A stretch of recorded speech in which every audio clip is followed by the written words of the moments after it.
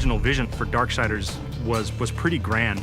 And we weren't able to execute on that fully in Darksiders 1, but Darksiders 2, a lot of the stuff we really wanted to have in there, like loot, like skill trees, leveling up, a big world that you could explore at your leisure, getting new abilities that allow you to then see more of that world. We get to do a lot of that in Darksiders 2, and we're really excited about it.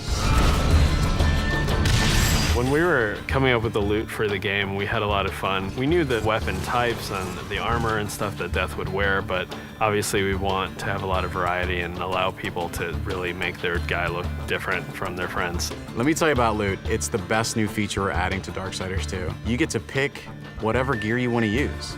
Do you want to use a heavy axe? Do you want to use a faster set of claws?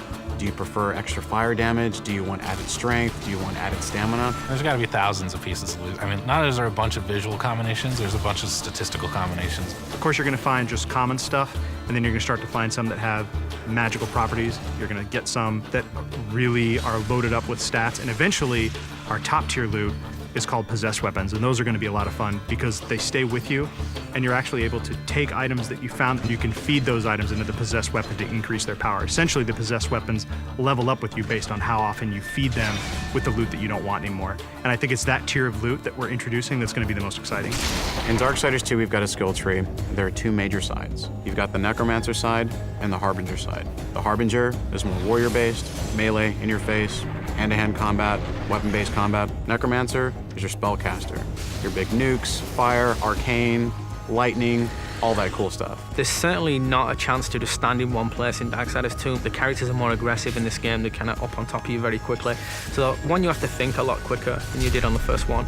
But because you've got so many different tools to handle that combat now, players can handle it in a lot of different ways. They can hold back and use a lot of the magic if they're not very good at the melee combat, but you can also get in and get through from a very up close and personal style of gameplay. So it's really down to the type of player who's playing the game.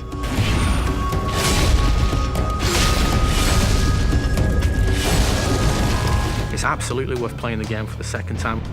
We hold back some of our really, really high-end, powerful loot items for the second read-through.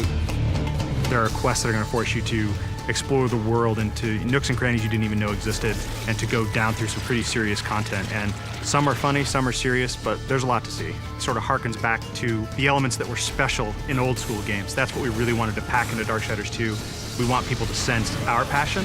It's a game made for gamers by gamers.